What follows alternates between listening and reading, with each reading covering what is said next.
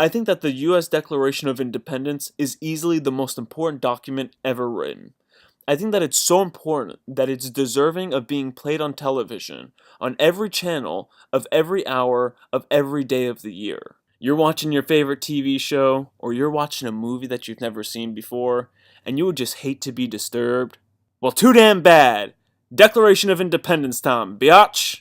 And because of that, and because most people have actually never read the full Declaration of Independence, I think that I'm obligated to have a video strictly on the Declaration of Independence.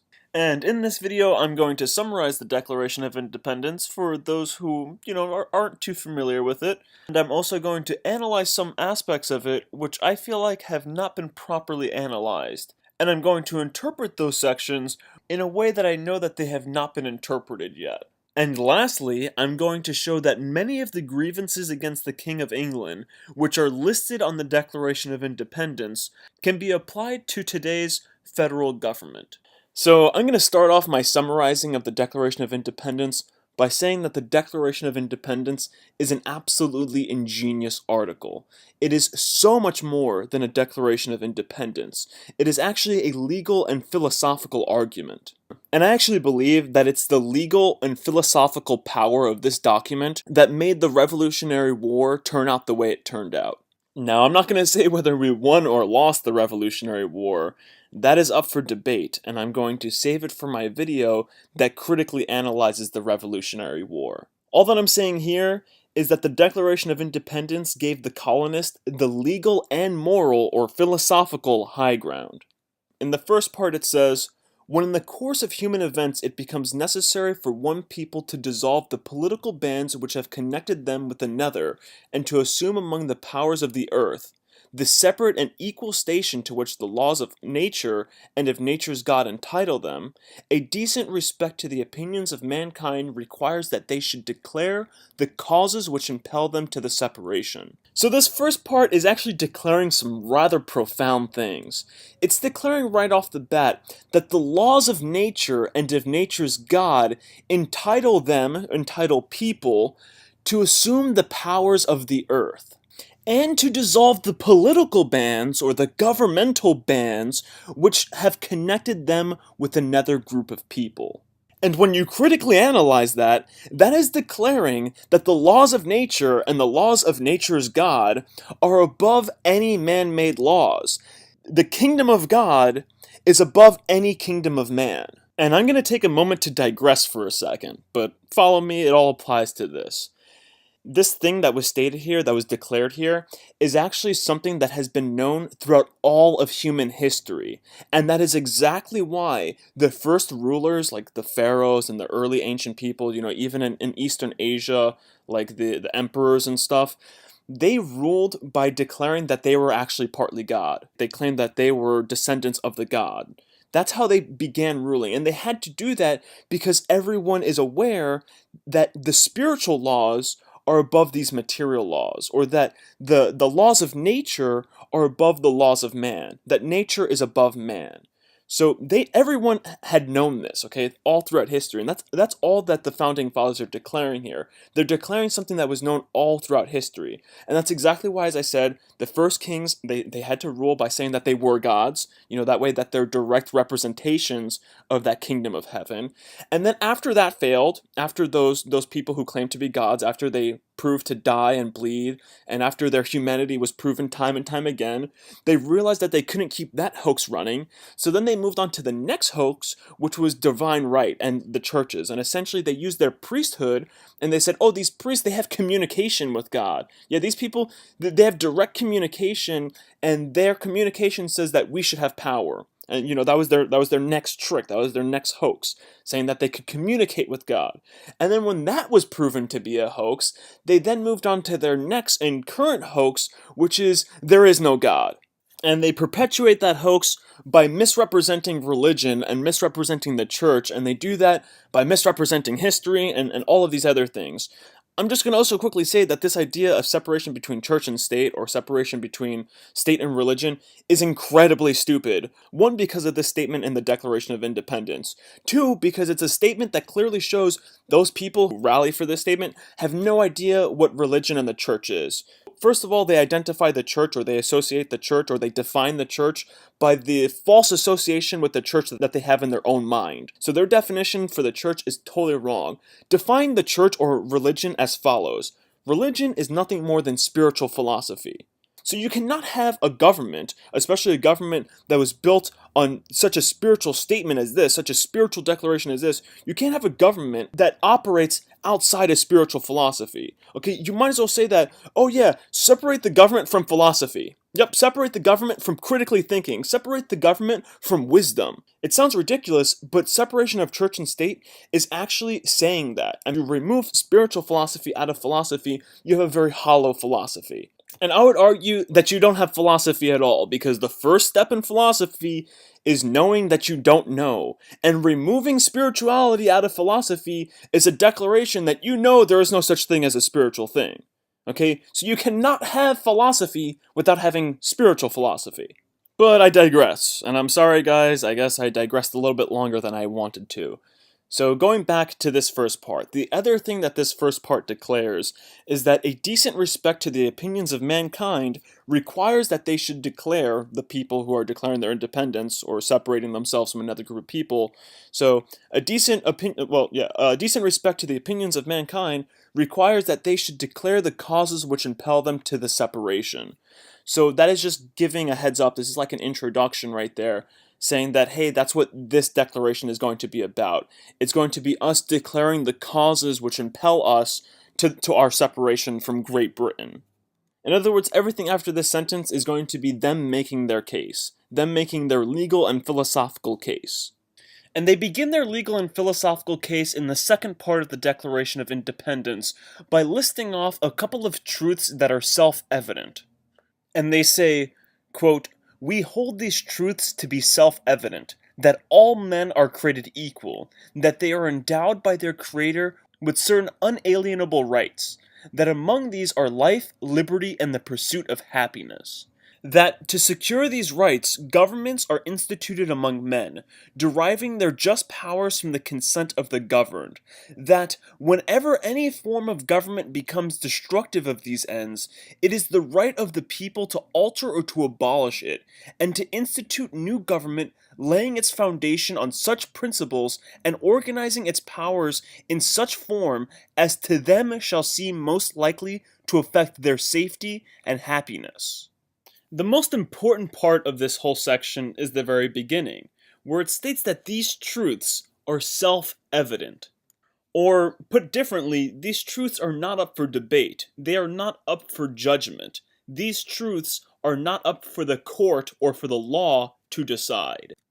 However, the exact meaning of these truths have been called into question. Today, their real meaning is up for debate.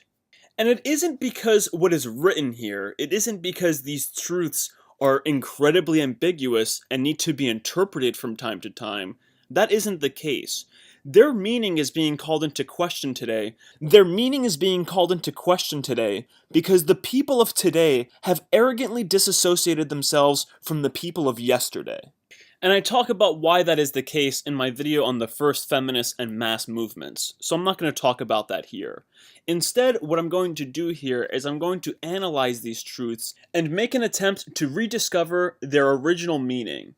The first truth is that all men are created equal. What did the Founding Fathers mean by this? We know that not all men are created equal, and of course when they say men, they mean people.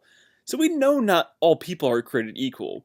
All people are unique individuals with their own strengths and weaknesses. Some people mistakenly associate this truth with the following truth, that they are endowed by their Creator with certain unalienable rights. That is not true.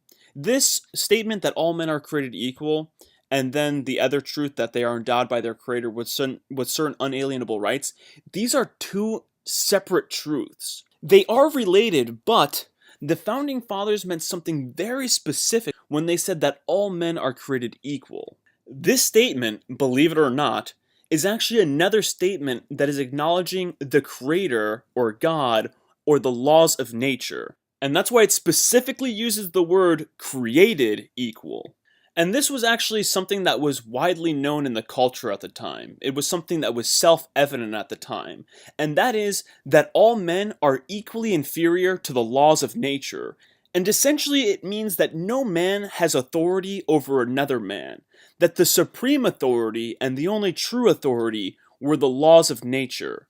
And it was necessary to establish this truth in the Declaration of Independence, and actually it's the first truth that's established in this series of self-evident truths, because as I've already said in this video, this is precisely how early rulers ruled.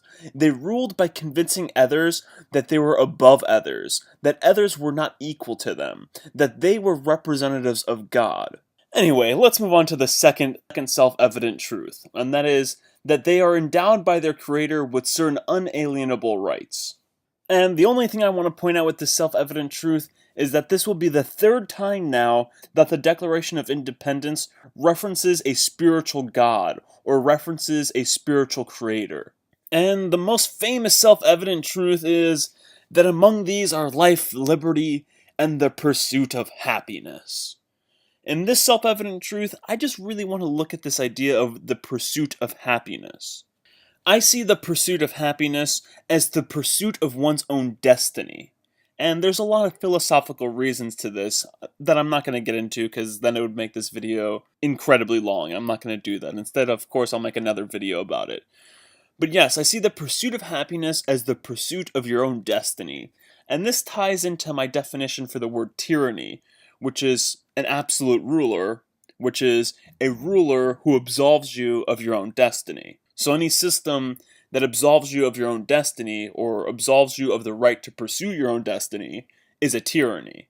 And let's jump right into the next self-evident truth, and that is that governments are instituted among men. Once again, you need to understand the culture at the time, you need to understand the wisdom at the time, you need to understand the things that were being discussed at the time, and the things that just happened in history.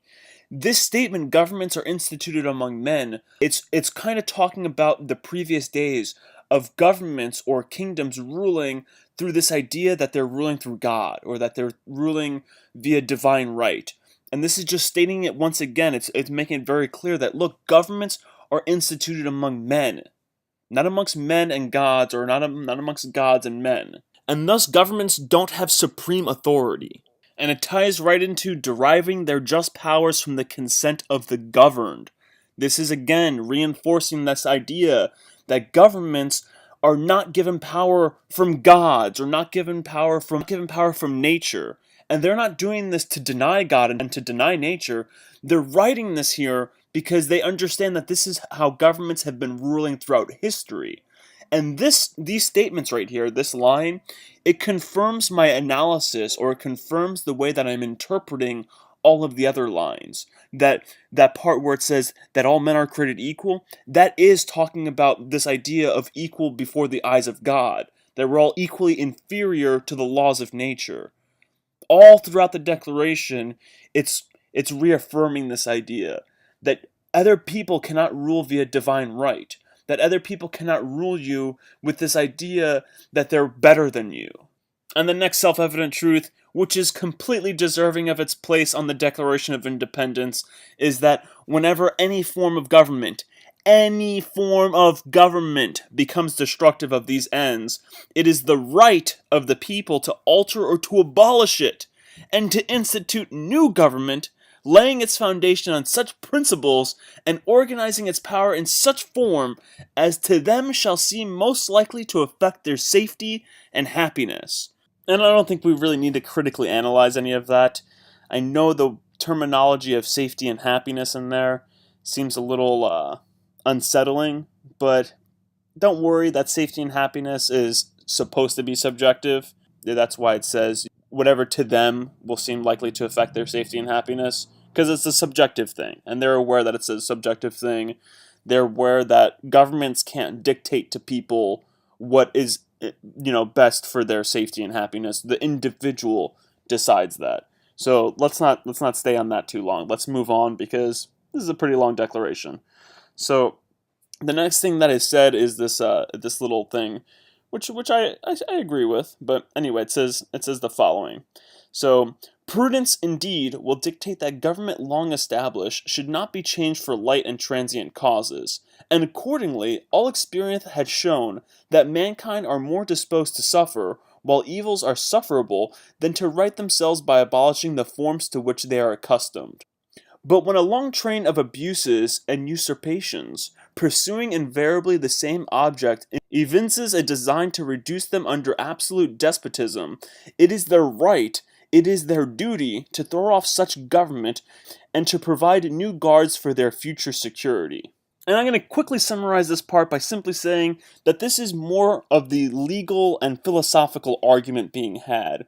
They are simply acknowledging that they're aware that governments shouldn't be cast aside for light and transient purposes. They're just trying to get that out of the way so that they can say, we're aware of that, and we can guarantee you, or the audience or the people judging this, that that is not what we're doing. We're not getting rid of this government for light and transient reasons. We're getting rid of this government because of a long train of abuses. Now, the part of this section that I want to critically analyze is this part right here, where it says that it is their right, it is their duty to throw off such government. I want to analyze precisely why it is saying that it is their duty.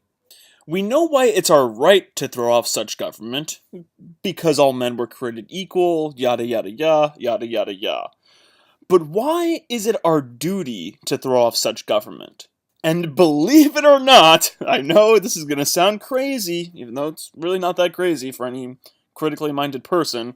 But anyway, this is going to sound crazy, but this is bringing up the Creator once again. It is our duty to throw off such government, in the same way that when we are the guest of somebody's house, we have a duty to that person. Or let's say, as the children of our father or the children of our parents, we have a duty in their household to ensure that certain things don't happen. For instance, if an intruder comes into your house or into your parents' household, you have a duty to defend your household. To put it very simply, it is our duty to overthrow such government or to throw off such government, because such government is in violation of our Creator. Because such government is violating what our Creator gave to us. They're violating the Creator and the Creator's law. And then this part ends off by saying that such has been the patient sufferance of these colonies, and such is now the necessity which constrains them to alter their former system of government. The history of the present King of Great Britain is a history of repeated injuries and usurpations, all having in direct object the establishment of an absolute tyranny over these states. To prove this, let facts be submitted to a candid world. And that's the end of the introduction of the Declaration of Independence. The body of the Declaration of Independence is now going to be, as it says here, a submission of facts of what the king has done. So they're now going to list off all of the actions of the king which can be considered tyrannical actions. And now here is pretty much the main thing that I want to get at. To show that the actions of the king that are listed in the Declaration of Independence, the actions that our founding fathers considered tyrannical actions, are acts that our current government have committed or are currently committing. So I'm just going to read this line that introduces this list of facts just one more time, because I think that it perfectly sums up our current government. So this line right here that says, "The history of the present King of Great Britain is a history of repeated injuries and usurpations, all having in direct object the establishment of an absolute tyranny over these states." I mean, come on, man. If you guys, if when reading that, you guys don't think about the current government, if you don't think about the federal government, then you might be slightly disassociated from reality. So, if I'm not mistaken, I believe there's like 26 or 27 facts that are about to be listed. So, this could take just a little while. I'm going to try to go through them pretty quickly. Like, it should be a little bit quicker, because I'd say only about 3/4 of these apply to today's government. So, some of them kind of going through as not currently being applicable to today's government. So let's do this. So, the first one is, he has refused his assent to laws the most wholesome and necessary for the public good. So I see this as prohibition laws. We can see this as drug prohibition laws. Clearly, the government is failing to address the failure of these laws, and them addressing the failure of these laws, or at least pushing medical purposes for something like medical marijuana, them failing to do this on a federal level, is these laws are of the most wholesome and necessary for the public good. There's a couple of other laws, but I'm just going to address that very simple laws. Other people can look at this and think of other areas where this statement is applicable, but that's where I'm going to apply it. I don't care. You can call me a pothead or whatever you want for that, but that's what I think of when I read this. The next one is he has forbidden his governors to pass laws of immediate and pressing importance, unless suspended in their operation till this one is pretty much a very similar thing. And once again, I'll give the same exact analogy that I gave for the previous one, which was that this has to do with drug laws and other laws. So, and this is exactly what happens. They forbid these governors from passing these laws, from passing these medical marijuana laws, or at least they don't forbid them, but the federal government gives them a hard time. There's other laws that can go into, like there's certain land laws, like the Bureau of Land Management, which the Bundys were protesting in, I believe it was Oregon or Washington State. Yeah, but they were also protesting it in Nevada and a couple other states. But yeah, this is another area where that is the case. So I mean, I'm sure that there's a ton of federal laws that can be applied to that. The next one is he has refused to pass other laws for the accommodation of large districts of people unless these people would relinquish the rights of representation in the legislature, a right inestimable to them and formidable to tyrants only. So this point is actually really important, and is actually a point that can be very easily overlooked. And this one actually applies to the very creation of the federal government. This was actually one of the reasons why they deemed the federal government necessary. The Federalists, the people who argued for the Constitution and for the strong centralized federal government that now rules over every aspect of our lives and pretty much the entire world today, this is what the Federalists argued. They said, "Oh, well, we can't pass laws to accommodate this large district. These 13 states, like they can't possibly be ruled in a confederate way. They can't be ruled where the states have strong rights." They said these large districts of people, this large district, this large area, it can only be ruled if these people relinquish their rights of representation in their legislators to a central legislator, to a central body, to the federal government. So this point actually applies to the very creation of the federal government and the excuse that they try to use to justify the creation for the federal government. But let's not linger here anymore. Maybe you guys can critically analyze that further yourselves. Maybe I'm only saying that because I'm crazy or something.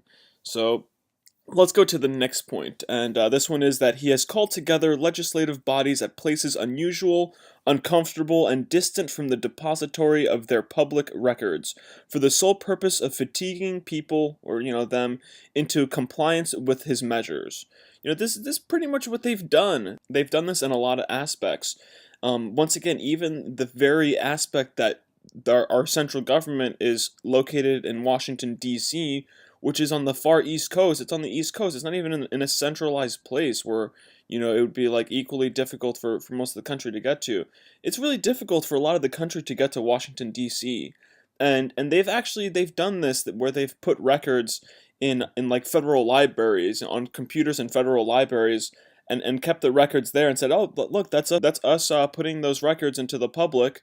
This actually just happened recently. I believe it was last year, where this guy, he was threatening the government, saying that, "Hey, look, you have this data on these computers in this federal library.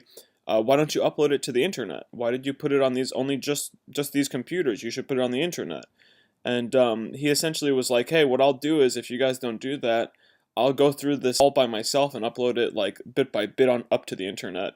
And then finally, like they uploaded it, and it was all of this information, like CIA information that was declassified. I mean, some of it is probably bullshit. Some of it was actually just put there just to like lead the people. But anyway, let's move on. This is one that I'm sure other people can see and realize that yep, this is the case. He has dissolved representative houses repeatedly for opposing with manly firmness his invasion on the rights of the people. Um, I don't want to spend too much time on this one. I feel like this one hasn't quite yet happened. I think some people might be able to argue that this has happened, except that instead of dissolving representative houses, they're dissolving certain media outlets or certain people who are speaking out. Some people will argue where, well, this isn't the government doing this. This is the private company doing this, and the private company has a right to dissolve like a person who's like seeking to represent themselves in a public space. They have a right, because it's not a public space. But actually, I just realized this actually can be applied to certain protest groups which have been shut down throughout our history. A representative house isn't just a place where there's representatives there, where you have political representatives. You can look at representative houses as like any meeting of people who are seeking to further their representation. Language is really important. So anyway, I'm going to move on. I think that like we see where this is applicable and where it's not applicable. So let's move on to the next one, which is, he has refused for a long time, after such dissolutions, to cause others to be elected, whereby the legislative powers, incapable of annihilation, have returned to the people at large for their exercise, the state remaining in the meantime exposed to all the dangers of invasion from without and convulsions within. So this one applies to essentially what was said before. I guess what this is saying is that, after he's dissolved these representative houses, so I guess this is looking at representative houses as more in like the political sense, for people who will say, oh, look, representative houses are these political houses. Oh, see, they say it in the next line. Representative houses could have, this double meaning. But here they are talking about it in a political sense. And it is, they're basically saying that after he has dissolved these representative houses, he's refused for a long time to like put other representatives in these houses, or his cause, like he's like delayed elections or something along those lines. And like this has caused, this has left people open to the dangers from without and convulsions from within. I mean, this is a tricky one. I don't think that this one can yet be applied. Maybe this is one that is waiting to happen. But I mean, we could sort of look at this as like, the case with the Supreme Court. Like, I think that it was kind of bullshit. A lot of people don't realize this, but like last year after Justice Scalia was killed, or after he died, whichever one they're going with now, or after he left the picture, after he walked off the stage, after his part was over, they held the Supreme Court looked at a case and they voted for a case. And this was a case that had to do with unions and forced union pays. So, the case was like saying that people shouldn't be forced, they shouldn't have to be forced into a union. They should be able to like choose to go with the union willingly. And, I'm not surprised that this one was done away with, because unions are just smaller levels of the bigger union, which is the federal government. So they couldn't have like this Supreme Court case passing where it's like, stating that yes, you have a right to not be forced into unions. That would have been a groundbreaking premise for the whole federal government, because then it's like, okay, so then I don't have to be forced into the federal government's union and their dues and their taxation, because these work unions, they're just microcosms of that. So anyway, I digress. My point is that after Scalia died, after he left the picture, they had this vote, and I think that it's kind of bullshit. Them having the vote at this time has allowed for this internal convulsion, as what is said here in the Declaration of Independence, of forced taxation to continue. And this continued because they were allowed to hold this vote without having that justice in there, and that justice wasn't put in there because of all of this political nonsense. They refused for a long time to get the other justice in there. And I mean, I think it's a fault on both sides. This is what's wrong with the entire system, is that they shouldn't have been able to have been allowed to have that vote until they had this person in there. Because now, in order for them to have that vote again, it has to be resubmitted, it has to go through this whole process again, it can be rejected. I mean, it's insane, the whole process that has to go over, and it was definitely intentional. But anyway, let's move on to the next one. So, the next one is, he has endeavored to prevent the population of these states For that purpose, obstructing the laws of naturalization of foreigners, refusing to pass others to encourage their migrations hither, and raising the conditions of new appropriations of lands. Oh man, yeah, the federal government is definitely guilty of that. You know, they've definitely stunted the population of these states from increasing. I mean, on a whole bunch of levels. Like, I mean, I can go into that for like 10, 20, 30 minutes. I mean, shit, with my mouth, I probably can talk about that for like a whole hour. Just like definitely preventing the population of these states from going up. Let's just move on. So, he has obstructed the administration of justice by refusing his assent to laws for establishing judiciary powers. Once again, I feel like that kind of goes back to what I just said about the Supreme Court and the other point. You know, the forced union dues. You know, justice was not passed. But anyway, let's move on. He has made judges dependent on his will alone for the tenure of their offices and the amount and payment of their salaries. So some people will say that we got rid of this because now judges are pretty much appointed for life. You know, federal judges, when they're appointed for life. And I'm pretty sure like there's like the executive isn't in charge of their salary. But I'm sure that if we looked into this one more, we would actually see that it still does apply. The Anti-Federalists, they argued that the representation in the Constitution was just like kind of bullshit. It's just like bullshit representation and a bullshit way of dividing powers. Like they didn't see it as actually dividing powers, and they didn't see us actually getting representation. And the Anti-Federalists were 100% right on that. You know, we can see that today.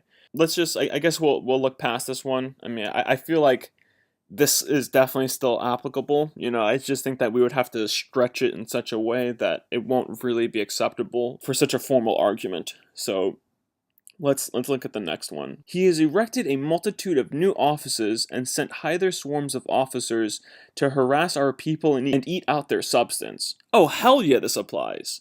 Oh man, this definitely applies. I mean, how can you read this and not think about the current federal government?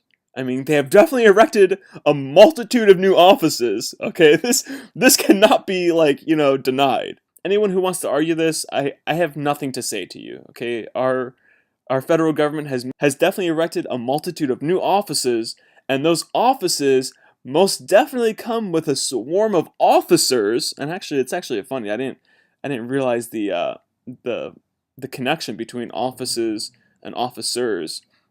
To harass our people and eat out their substance. So, wow, this one most definitely applies, okay? I mean, Jesus, we can talk about that one for a whole freaking video in itself, too. So, let's look at the next one. He has kept among us in times of peace standing armies without the consent of our legislators. So, this is just the whole federal government, okay? The whole federal government approves for a standing army, so this one can most definitely just be applied to the whole federal government, okay? So it's like the federal government, they should have just pointed that out when the Constitution was being drafted. I mean, people spoke out against the standing army, but they really should have pointed towards the Declaration of Independence. I swear to God, if I was alive during this time, I would have prevented the Constitution from being signed. And so I'd be like, hey, look guys, we have this thing called our founding document. It's the Declaration of Independence, and you will see that this current government that you guys are advocating violates pretty much everything that we just escaped from like, you know, like Jesus, it's just ridiculous. So anyway, so that's the standing armies. He has affected to render the military independent and superior to the civil power. Oh well, yeah, they've definitely done that. Okay, I mean, I'm sure a lot of people don't remember the standing army being sent to universities and shooting and killing people. Okay, I don't think anybody was punished for that. Okay, I don't think there was any civil power used to create any punishments for that. He has combined with others to subject us to a jurisdiction foreign to our Constitution and unacknowledged by our laws, giving his assent to their acts of pretended legislation. No shit, the UN guys. Okay, this easily applies to the UN and like any freaking foreign treaty. Okay. So right here, you know, when they were doing the Constitution, and they were putting that clause in where the executive branch has the right to enter foreign treaties without like Congress and stuff. They should have just pointed to this and said, "Hey, no, look, this was kind of on our founding document." Yeah, you can't do that. So this next one is for quartering large bodies of armed troops among us. This one, I think we could stretch this one to apply to the current government, because the thing is, it's not troops in the military sense. You have to realize that there are still federal troops among us. Okay, any federal officer can be deemed a federal troop, in my opinion, of course. And you can just look at the militarizing of the police forces. So I'm not this one actually can easily be applied. So, for protecting them by a mock trial from punishment for any murders which they should commit on the inhabitants of these states. Yeah, man, that's that's pretty much what they do with police officers, and when the army was used to kill those university students, and when the federal troops were used to kill the people in was it Waco, Texas? Yeah, I think it was Waco, Texas, when they killed those people. And then when they also just killed this guy who was protesting for the against the border of land management. This clearly applies. So let's just move on to the next one. For cutting off our trade with all parts of the world, I I can see how this can be considered the case. They've definitely cut off our trade to all parts of the world in different ways. Okay, so I'm not gonna get too much into that. But let's move on to the next one. For imposing taxes on us without our consent. I don't know, guys. I think we all consented to all these taxes, right? I don't think so. Okay, so definitely for imposing taxes on us without our consent. And don't give me that crap of oh, you guys consented, your representatives consented, and the federal government. Listen, it's very simple, okay? The couple hundred people in Congress and the 100 people in the Senate, if you include the vice president, the 101 people in the Senate, those bodies cannot possibly represent the hundreds of millions of people who live in the United States. What are we at? 300 plus million people in the United States, or is it maybe it's probably even more than that? Whatever. The point is those small bodies cannot be considered to actually represent the people. This was actually one of the complaints that the Anti-Federalists had, which was that the entire federal government had fewer representatives at the time than a single state, than the smallest state at the time. The smallest state at the time had more representatives in their legislative bodies and their representative houses than the entire federal government did at its creation. They're like, how can you say that these people represent us and have more representatives in our own houses? So, not just that, but once again, they're also elected democratically, and as I talked about in my video on democracy, a democracy isn't the people. The people is a legal fiction. A democracy is the mob. So the people who are in the representative houses, in the federal government, who were put there democratically, they're put there by the mob. So thus they represent the mob. They cannot be said to represent an individual such as myself or other individuals. They can only be said to represent the mob. Okay, so you can't say that, oh, they represent you, duh, duh, duh. Okay, yeah, I know, I'm sorry, I know, when am I, in junior high school, using such language? I have to mock these people. So many trolls come to this page, and they go to every page, and they don't produce any actual argument. Most of them don't even watch the whole video. It's hilarious. They'll accuse me of doing things that I didn't even do in the video. It's just nonsensical. Anyway, let's not fixate. Let's move on to the next one. So for depriving us in many cases of the benefits of trial by jury. Most definitely, man. Sorry, guys. They definitely do this. Okay, I'm not going to go into the exact cases where they do this, but they do this. Okay, so let's move on. For transporting us beyond seas to be tried for pretended offenses. I can definitely see that happening. Let's see, Guantanamo Bay. Any sort of terrorist prison that we have, any sort of black prison.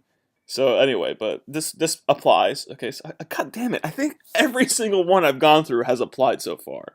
So the next one is, for abolishing the free system of English laws in a neighboring province, establishing therein an arbitrary government, and enlarging its boundaries so as to render it at once an example and fit instrument for introducing the same absolute rule into these colonies. Holy shit, yeah, our government has definitely done that. Jesus, guys, I'm sure I can stop right now. I'm sure that, like, you guys realize at this point that all of the things listed here, or practically all of them, I think a couple of them don't apply. I haven't gotten to them. But so far, all of them apply to today's government, okay? This is how not legitimate today's government is. Okay, everything in our founding document that we use to declare our independence can be applied to these assholes that are ruling over us today. So let's look at the next one. So for taking away our charters, abolishing our most valuable laws, and altering fundamentally the forms of our governments. Yeah, this is exactly what the current government did when it was established. So you'll see that some of these things that are here, they apply to the very establishing of the federal government. So this is exactly what the very establishing of the federal government did. You know, it took away some of our most valuable laws, which was this common law and natural law, and then going to this now federal law, which is the same thing as a king law. So, because federal, feudal. Anyway, I don't need to go into it. So anyway, the next one, for suspending our own legislators and declaring themselves invested with power to legislate for us in all cases whatsoever. Yeah, I'll read that again. I sort of mumbled that. So, for suspending our own legislators and declaring themselves invested with power to legislate for us in all cases whatsoever. This is pretty much what the federal government has done, okay? This is what they have done. This is what them, signing us up with the UN has done. So, there we go. So far, up until now, every single point has been, spot on. I think we're actually coming to the last couple of points. So, yeah, I think that there's only like 5 points left. He has abdicated government here by declaring us out of his protection and waging war against us. He has abdicated government here by declaring us out of his protection and waging war against us. He has basically abolished government there. Like, he has renounced his throne there by declaring us out of his protection and waging war against us. Okay, yeah, so to understand this one, we have to understand the history of it. So, one aspect was that the king was trying to raise taxes on the people by saying that that they're out of his protection, like that they need to pay for his protection or something along those lines. And they were basically like, he didn't allow them to travel west after he defeated the French and got the Ohio territory. It could be referencing that. But it could also be saying that he abdicated government there, or he renounced his throne there as soon as he waged war against them. And I feel like that can definitely be applied to the federal government and their many wars that they have waged against the people. And by the people I mean like the actual people, not the political fiction. Okay, I mean the wars that he's waged against, like the war on drugs. He's basically has wars that are waged on ways of life. So once the federal government started these wars, they automatically relinquished their power. So this one also applies, essentially is what I'm saying. So the next one is, he has plundered our seas, ravaged our coast, burnt our towns, and destroyed the lives of our people. This is actually one I really want to get into. I'm actually going to get into this one when I'm actually talking about capitalism, and this is actually exactly what I think our federal government has done. They've done this throughout their history, and their history of focusing on the market. If you read the Anti-Federalist and Federalist papers, the Anti-Federalists were pointing out that the current government being created, like the Constitution, the federal government, it was being created for the markets. I believe in my previous video on democracy, I used the quote where one of them had said that the purpose of government is not to make them wealthy. It's not to make a country wealthy. It's not supposed to be to improve their conditions of life. The purpose of government is to secure liberty. That's all that government is supposed to be for. And they were looking at how this current government being established was not about securing liberty. It was about the marketplace and about creating an empire essentially. And this government, and that's essentially what capitalism does. Like all the arguments for capitalism is really just arguments for empire. It's like, oh, we have these things that, these materials. I mean, I'm not even going to go into it. Okay, I'll go into it in my video on capitalism. I'll save it for that one. But all I want to say is that Our seas have been plundered, and our coasts have been ravaged. Our towns have been burnt, and the lives of our people have been destroyed because they're being used as cannon fodder for the markets. They've been allowed to just do whatever they want as long as it's profitable. Like, I believe there was one state where they were allowing something that was hazardous to the environment. It like polluted their water, but they looked at it like this. They said that the profit outweighed the cost for like cleaning up the thing or some shit like that. The profit was like 500 million and the cost for cleaning up was like 300 million or something like that. And it's just such a ridiculous way of thinking, and it just let's just move on to the next one. He is at this time transporting large armies of foreign mercenaries to complete the works of death, desolation, and tyranny, already begun with circumstances of cruelty and perfidy, scarcely paralleled in the most barbarous ages, and totally unworthy the head of civilized nation. So this is exactly what the federal government is doing in foreign countries right now. We're transporting armies of foreign mercenaries into these countries to carry out the work of death and tyranny and desolation, okay? That is exactly what we're doing. At the time, this was actually being done directly to America. A lot of people don't realize this, but the King of England, during the Revolutionary War, he used a lot of foreign armies. Like, he didn't use, like, it was cheaper, for them to do it that way. But this is essentially what we're doing to other countries. And as it says here, this makes us totally unworthy to be the head of a civilized nation. Like this government that's doing this is totally unworthy of being our government, of being our head. Okay, so right here, just them doing that makes them unworthy. The next one is that he has constrained our fellow citizens taken captive on the high seas to bear arms against their country, to become the executioners of their friends and brethren, or to fall themselves by their hands. So this has to do with the king at the time. He was capturing American citizens and then making them fight in the Revolutionary War against the colonists, which was pretty screwed up.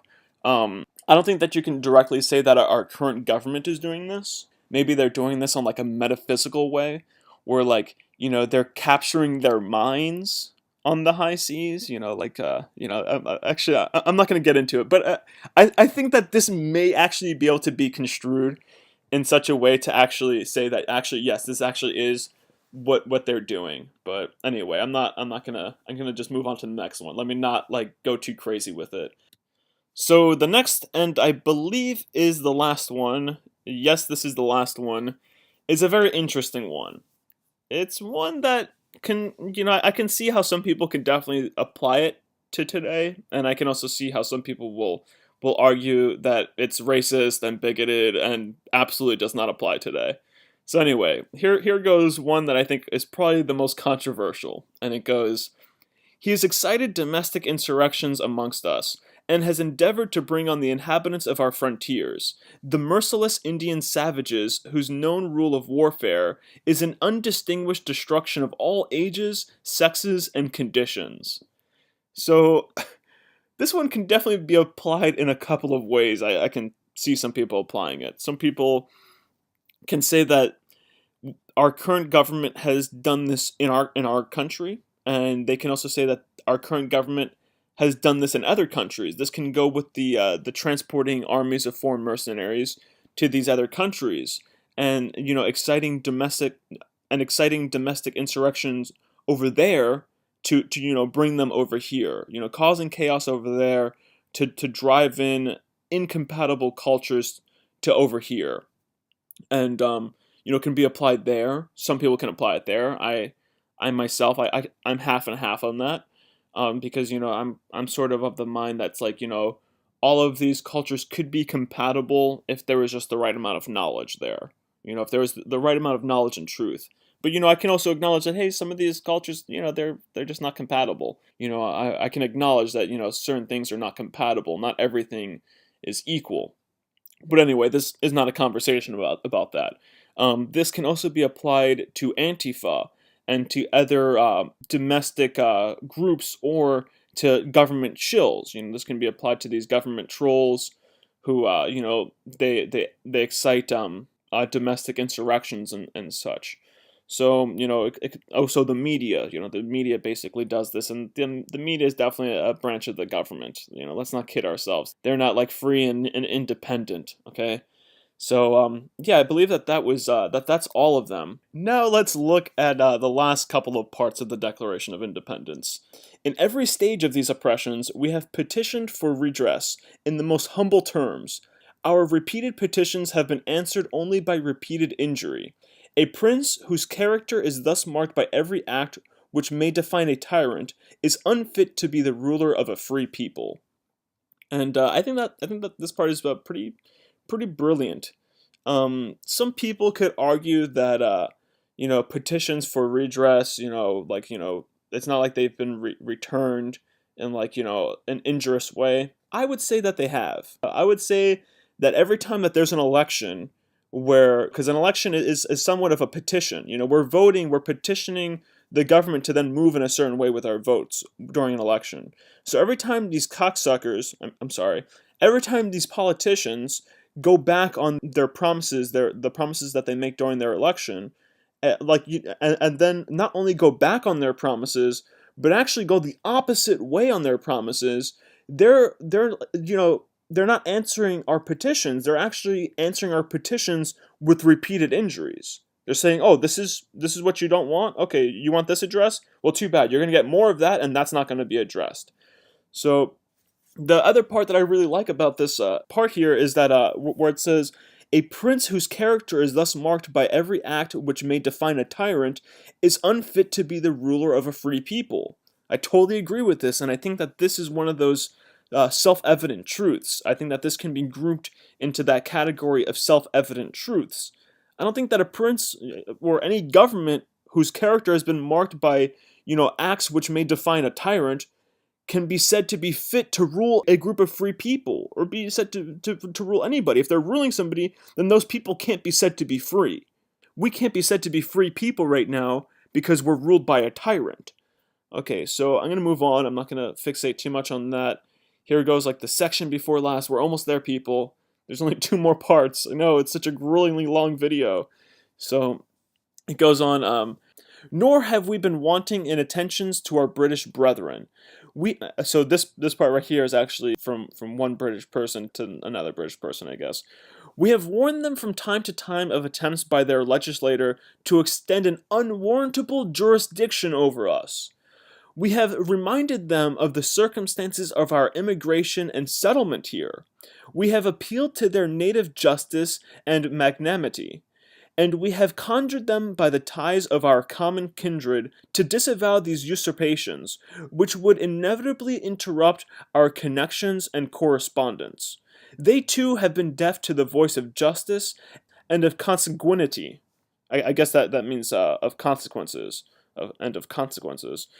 We must therefore acquiesce in the necessity which denounces our separation, and hold them, as we hold the rest of mankind, enemies in war, in peace friends.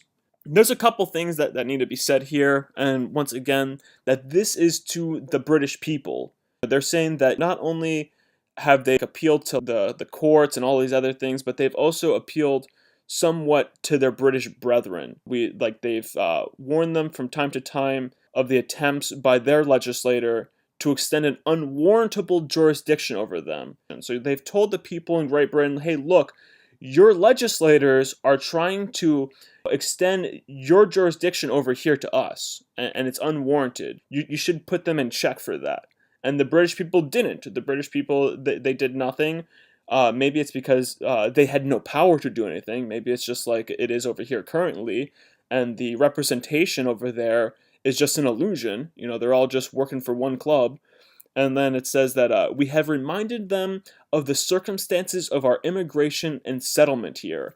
And this is really important. This is something that people have to remember. And this is essentially what I'm doing right now, is I'm trying to remind people of the circumstances of our founding document, of our reason for founding this government. Okay, this is exactly what I'm doing, and this is exactly what they did, but they did it differently. They said that, hey, look, we settled here because we were breaking our ties with you guys. You had moved in different directions, and we chose willingly to settle here, even though it costed our forefathers, their lives.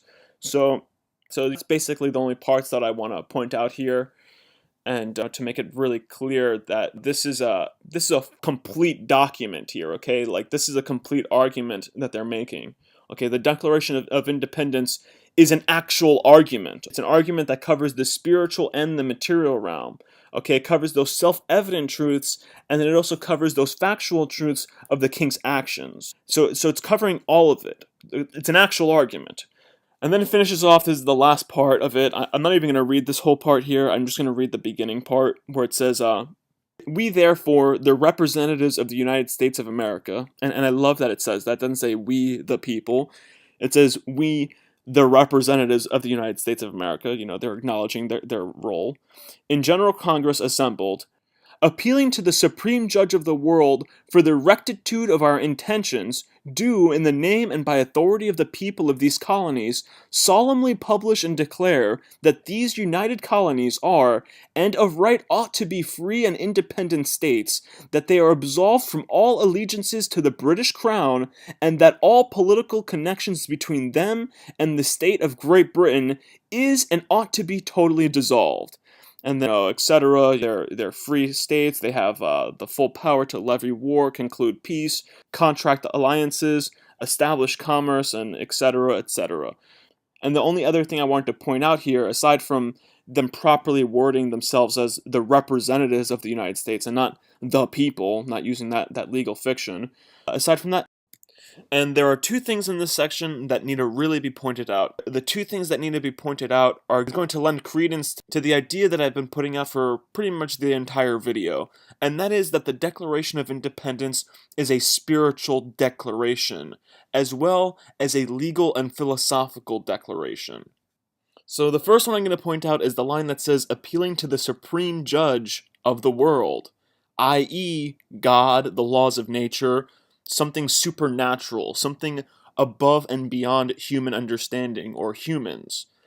And if you still don't think that this is a spiritual document, there's the second line I can point to, which is the end line that says, and for the support of this declaration, with a firm reliance on the protection of divine providence. And divine providence is something that I'm pretty confident I've talked about in a couple of my other videos. And if I haven't, put it in the comment section. I'll make a fresh video specifically on divine providence, because I know I haven't made a video specifically on divine providence. I've only talked about it to support another topic that I've talked about. So I'll make a video specifically on divine providence. But what I'm going to say right now is that the idea of free will comes from divine providence. You cannot have free will, and you can't have pretty much the idea of the individual without divine providence. Okay, divine providence is what usurped the power, the tyrannical power, from the church. Okay, it's what people used, it's what the church reformers used to argue the tyrannical power of the church away. Like, they didn't reform the church with violence, they reformed the church with arguments. You know, Luther's 13 points or whatever, and then there was other church reformers who were basically just philosophers. And they were just arguing. They were using the church's own statements. They were using the statements of the church, and they were using the statements of their own religion. They were using their own religious beliefs to form an argument. And that's exactly what I'm trying to do here, is I'm using our own founding document to form an argument against the current tyrannical government. I am trying to reform the United States. I'm not trying to destroy it, and I'm not trying to excuse it. I'm trying to reform it. And it's really important to understand this spiritual aspect. This is one thing that needs to be reformed in the United States. We need a renaissance of spirituality. There's a quote, and it goes something like, the masses are marching in apocalyptic fashion, and without some spiritual enlightenment, or without some spiritual revolution, our age, which is a revolutionary age, is bound to produce a catastrophe. And that is precisely what is happening. So I'm going to conclude this video by saying that the reason why our age, why our current epoch, is not rebelling and not standing up against the very same thing that our founding fathers stood up against, the reason that we are remaining passive in the face of tyranny is we have been indoctrinated. How could we possibly have the same revolutionary spirit as them if we don't even have our spirit? if we have become removed from our soul, if for the last 100 plus years, science has been trying to convince us that the soul does not exist and that God does not exist. And actually, I do myself a disservice by referring to it as science. That's just an ambiguous thing. It's not even science. It's more like schools of quote science. And this is more on the conspiracy end, is what I believe science has been doing to humanity. They have been trying to disensoul us so that they can treat us like machines. If there is no soul, if there is no God, then there is no supreme judge of the world. And the supreme judge of the world becomes the mob. It becomes force. And that is completely counterintuitive to civilization, because the purpose of civilization is to reduce force to being the ultima ratio, to make force being the thing of last resort. But what has happened is we have made force, which is nothing more than mass times acceleration, we have made force the prima ratio, which is the first ratio, the first object of use. And actually, it's not even just the schools of science that have done this. The current religions, I'll tell you right now, I'm going to make videos. Of course, I always say, I'm going to make videos on this, I'm going to make videos on that. I put in comment sections, I'm going to make a video on this, and it's like, damn it, I don't have the time to really get around to make videos. I'm sorry, I work and I go to school, so... And I also procrastinate. So, anyway, it's not just the schools of science that have disensouled people. It's also the religions. People don't realize this, but the religions are really false religions right now. All of them are the archaic forms of religions. And it's really the Reformed Christianity, like the Calvinist and these philosophical Christians, that really were honing religion down into a spiritual philosophy. And that's exactly what you have to look at religion as spiritual philosophy. And I'm going to make videos specifically on how the current religions are false religions, and how they're archaic religions, and how they're the unreformed religions, and how they have done away with the reformed religions. And I'll be doing that in other videos, as I said. I can go on about this for hours and days and weeks and months and years and lifetimes, and I probably will go on about this for lifetimes. I will not be surprised if this is not my first lifetime that I'm spending on dealing with this shit. Because this is something that has been happening throughout our history, and that's exactly why we need to go and look back at history for understanding. We cannot disassociate ourselves from history, and that is precisely what we have done. We have arrogantly disassociated ourselves from history. We think that we exist at a level so much higher than all previous history that all previous history is below us, beneath us. We feel like we can't gain anything from the past. So now we're trying to learn all of the things that we spent all of those hundreds, all of those thousands of years learning. In the eyes of history, we were all born yesterday. And because we have arrogantly disassociated ourselves from history, we can all be said to have been born yesterday.